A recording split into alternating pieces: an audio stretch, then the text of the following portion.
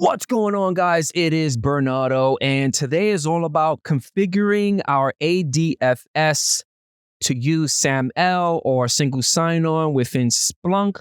So let's get right into it. All right, so today's a really weird way to do my videos. I typically do it a little different, but this one, I decided to take it into a different approach. The reason why is because I actually got the ADFS configured properly within Splunk. I didn't want to remove everything and then do it again to take screenshots and then display it as a PowerPoint, because that's the way I do my videos. Because I felt like it's going to break, and I got everything working the way it's supposed to work. Plus, I have my notes. So if you see me looking down a lot and thinking, it's because I'm reviewing my notes. So I'm going to try not to look at my notes because I feel like I have everything embedded here in my brain. So let's just dive right into it. So I'm already logged into my Proxmox lab. I'm going to go into my PC02. Let's click on console, and I'm doing everything live, which is pretty cool. Let's open this guy up. Excellent. Let's get this little guy out of here. And let's remote into our DC02. Because I did a couple of videos. Hopefully you guys check that out. One of the videos was installing and configuring ADFS quickly. I did it within DC02. Another video was me installing Splunk within DC02. And then I think the third video that I did was configuring Splunk to use HTTPS. And I did it also within DC02. So that's the reason why I am within DC02. So what I'm going to do is I already have a shortcut, and I'm going to click here. And like I said before, everything is already pre-configured. Everything is supposed to be working properly. And I'm going to show you guys what I did to get to this point right now. So right now, it should load up the ADSF website, which is great. I am going to log in with my email address. It's going to take some time. If everything works well, I should be able to log in as myself within Splunk. So let's give it some time. All right, this is a good sign. Let's click on Advanced. Let's click on Continue to the name of your server. I'm going to say Continue. If you look at the URL, it is using SAML. This is good. We're going to actually see this URL pretty soon within the ADFS setup. And bingo, I am logged into my Splunk Enterprise as myself, which is great. I think on the second video, when we install Splunk, we used the username and password that we configured during the installation. For me, I created an account called admin, and whatever password I provided, that is how we logged in. Now, every time you get into the Splunk website, it's going to automatically, by default, redirect you to the ADFS website. You log in with your AD credentials, processes that, and then it takes you here, which is great. There is a way for a backdoor. Let's say ADFS doesn't work and you need to get to Splunk some way. I'm going to show you guys how to do that. Now, to configure ADSF and Splunk to use Active Directory like a single sign-on process, first thing that we need to do is get a copy of your Splunk metadata XML file. So I created a nice text file of everything that I'm going to be showing you guys. And you can pause the video now, take a screenshot of this because this is what you're going to be using. Now, the first thing that we need to do, like I said, we need to get a copy of that Splunk metadata. This is the URL. I'm going to use the loopback. So the loopback is definitely going to be, work for you. It's going to work for you. So we're going to copy this and we're going to paste it here. Now, I'm not going to hit enter. And the reason why I'm not going to hit enter because it's going to download it within my downloads folder. I'm going to go inside my downloads folder. And there it goes. I'm actually going to delete it with you. And let's close this. And now we're going to hit enter. I want you to authorize. And again, this is happening because I have ADSF already configured. Most likely, it's not going to happen to you the very first time because you're trying to get ADFS configured for the first time. So it's going to automatically prompt you the Splunk portal, and then you add whatever username and password you configured during the Splunk installation portion. So once it's done, it is going to download it. There it goes. I am using Microsoft Edge. So there goes the file on the lower left-hand side. So let's click on the three dots and click on Show in Folder. And there goes the file. So we're going to close this up and let's open up another tab. Let's close up the first tab, let that load up, and let's minimize this. Now, the next thing that we need to do is open up ADFS. So you are able to click on Start, go into Windows Administrative Tools, and locate ADFS Management. Now, I already have it loaded. It's in my taskbar, so I'm going to maximize it. And I already have the Relay Party Trust already configured. Like I told you before, I already did this. I didn't want to delete it and redo it again because I feel like I didn't want to break it. But I'm going to show you guys the process, but I'm not going to continue. So within the Relaying Party Trust, we're going to right-click on it. We're going to select Add Relaying Party Trust. You're going to get the wizard. There it goes. You're going to do a Claims Aware. Click on Start. You're going to select the import data about the relaying party from a file, which is the file that we downloaded from Splunk. We're going to click on Browse, and you're going to basically locate that XML file. I dropped it inside the Downloads folder, so that's where I went. And I'm going to select that XML file. Click on Open. Click Next here. Give it a name. Let's give it Tests for now, whatever you want. I'm going to click Next here. For testing purposes, permit everyone, and I'm going to click Next. Now, the Add Trust section, I left it as the default. You're able to click Next and then finish it. And that's it. I'm not going to click on Next and finish it because I already have it configured. Once you do that step, once you add that, the next thing that we need to do is select your new party trust. And we need to do the following. We need to right-click on it. We're going to go into Properties. Within Properties, we're going to go into Identifier. Now, Identifier, make sure you jot this down. I actually had this within my cheat sheet. And there it goes. And the reason why I have it here is because when we get to the point of going and configuring the Splunk side, we need this identifier. So that's the reason why I dropped it into my cheat sheet, because copy and paste makes it easier. So make sure you jot that down. Next thing that we need to do, and this is part of the article that I found within the Splunk site, you actually have to go into the encryption tab, and there's going to be an encryption certificate here that actually gets imported during the XML portion. So what you want to do is just remove it and just click yes. Next thing that we need to do is go into signature, make sure that the Splunk certificate is there. And if I remember, we need to also go into, I'm checking my notes. We went to the encryption. We checked that the certificate is there. You want to go into advanced. And by default, it is SHA-256. You want to switch it to SHA-1. I know that's really weak, but that is what Splunk provided to the public to switch it to. So make sure you do that. And also go into the endpoints tab and make sure that your consumer endpoints and your logout are configured properly. It should have your domain name with the port, SAML-ACS, as well as SAM logout or SAML logout. So make sure those two URLs are imported properly. These two URLs actually comes from the XML. So just make sure that they're there. Now, once you do all that, you click on Apply, you click OK, and then you're done with the property section. Now, on the right-hand side, underneath here, you're going to have two options. We already did the access control policy because we permitted everyone. We need to actually do the claims. So click on claim, and we need to add rules. Now, I already added 2 rules, but I'm going to show you how to add them. So we're going to click add rule. The claim rule is going to be an LDAP. This is the first one that we need to create. So we're going to click on next here. We're going to give it a name. And for the attribute store, make sure you do Active Directory. Now for the LDAP attribute and for the outgoing claim, you need to do the following. Now I'm going to cancel this and I'm going to show you what I did on this one.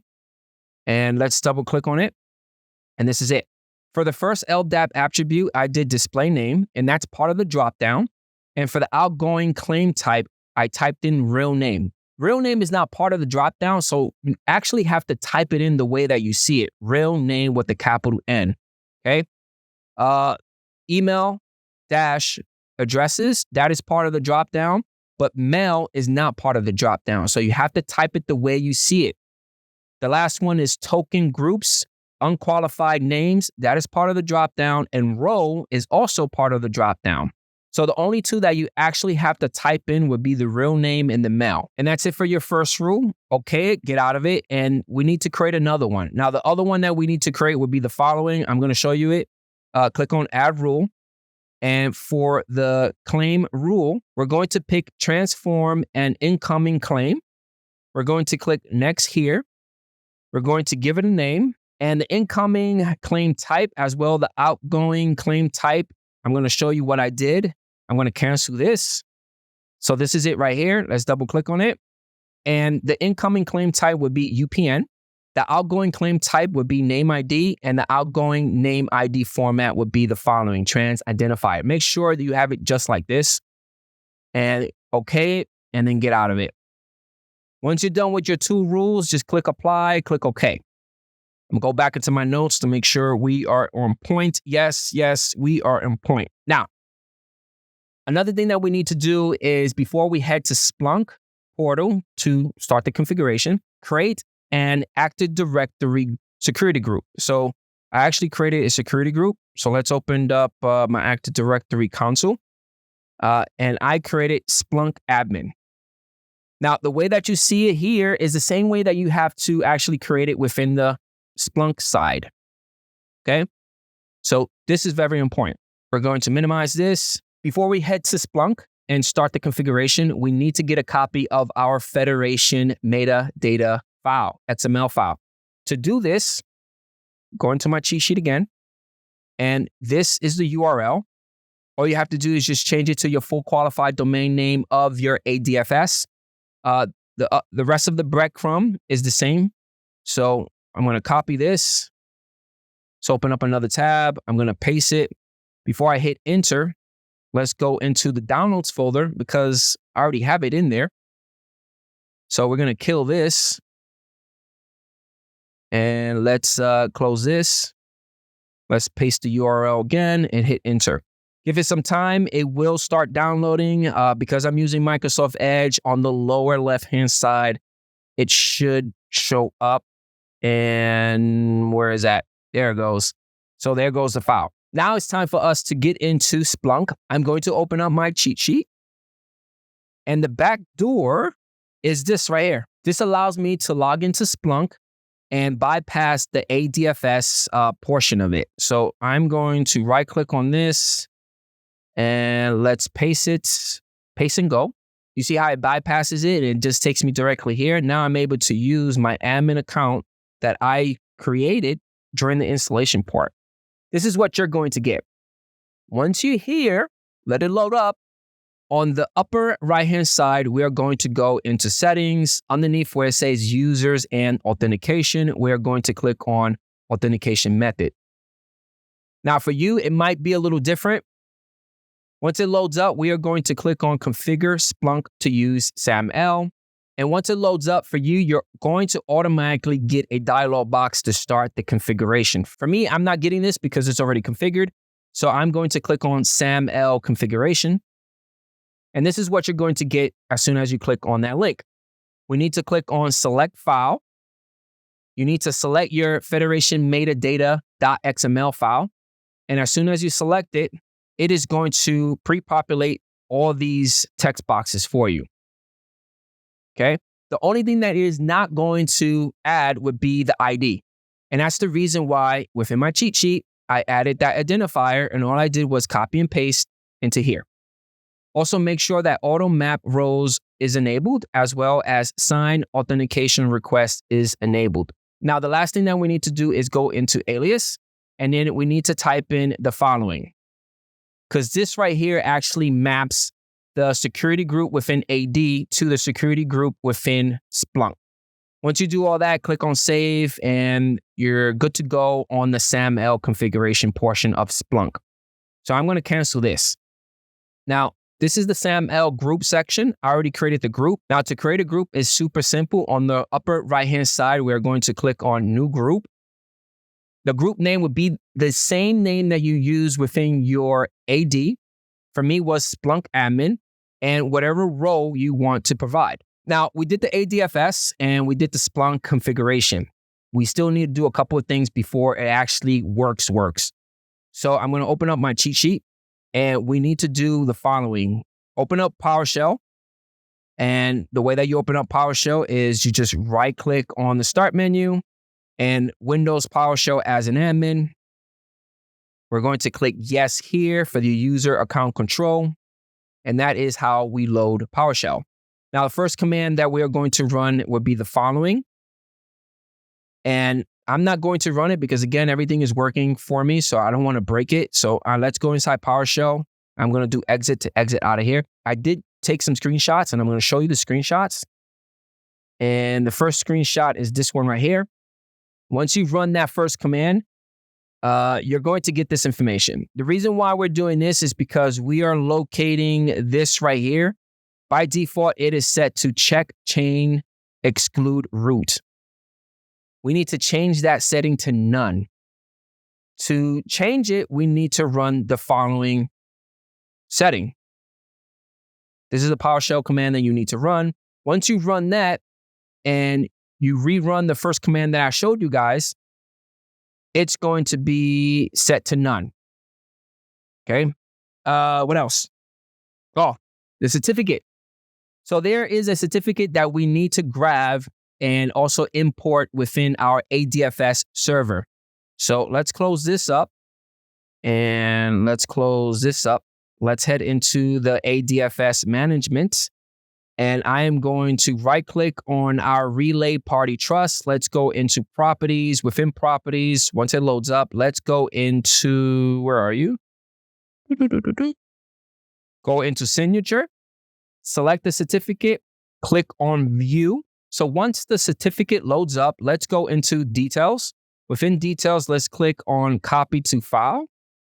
Let's click next here. We are going to do a base 64 encoded X.509 cert. We're going to click next here. From here, I'm going to click on browse and I'm going to drop it within the downloads folder. So give it a name, Splunk cert. This is up to you. Click on save and then click next and then click on finish. I'm not going to do it because I already did this. So I'm going to cancel here. Once you have the file, the next thing that we need to do is get into the certificate portion of your ADFS server. To do that, we're going to right click on start. Let's click on run. Let's type in MMC and hit enter.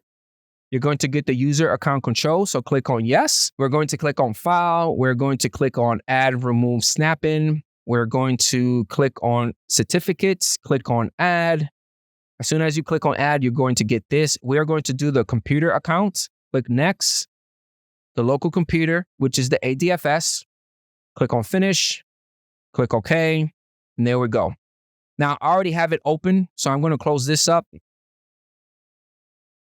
Okay, I already have it open. So we need to go into trusted people. Within trusted people, go into certificates. And I already have the Splunk certificate imported into this. But if you don't know how to do it, this is how we do it. We will right click on the certificates folder. We are going to click on all tasks and then click on import. We're going to click on next.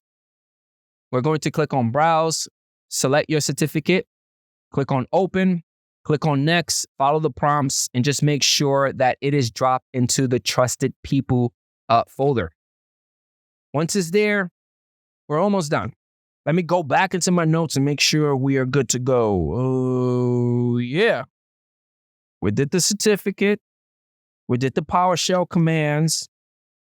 We did the claims. We did the second rule for the claims. We did the AD group. We created the same group within Splunk.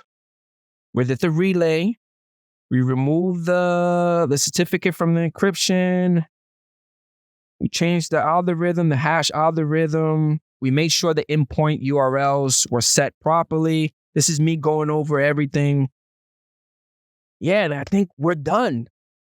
Yes, you have two options. You could either reboot the server or get into services. If you don't know how to get to services, just click on start and just type in services. Get into services. Once services loads up, we're going to locate the Splunk service. We're going to right click on it and restart it. Once your Splunk services is restarted and is up and running, you're able to open up your browser. And once you open up your browser, try to get into your Splunk portal. Don't use the back door. Don't use this. Let's go into my cheat sheet. Don't use this. This is not what you want. You're going to use the new URL. And as soon as you click on the new URL, if you created a bookmark, it's going to redirect you into the ADFS. For me, I'm already signed in, but it's logging me into Bernardo Arocho, which is the account that I have within that security group. Now, check this out. If I go into my Active Directory and I double click on Splunk admin, the only member that's in here is me. I do have another user account called Bruce Wayne, and Bruce Wayne is not part of that security group. So I don't want you to think, oh yeah, it's definitely going to work, Bernardo, because you're, a domain admin. It's going to work for you. Okay. Bruce Wayne is not part of that security group. And if the person is not part of that security group, this is what is going to happen. So I'm going to log out. I want to log in. I'm going to log in as Bruce Wayne. BTNHD. Password is this. Click on sign in. And he's not part of it. And you're going to get this. No valid Splunk role found for local mapping. Because that end user is not part of that security group that we created within the AD level, as well as the Splunk level, he's not able to log in. That's the reason why I'm able to log in, because I am inside that security group. And that's it. Hopefully you guys enjoyed this video, and I catch you guys on the next one. Peace out.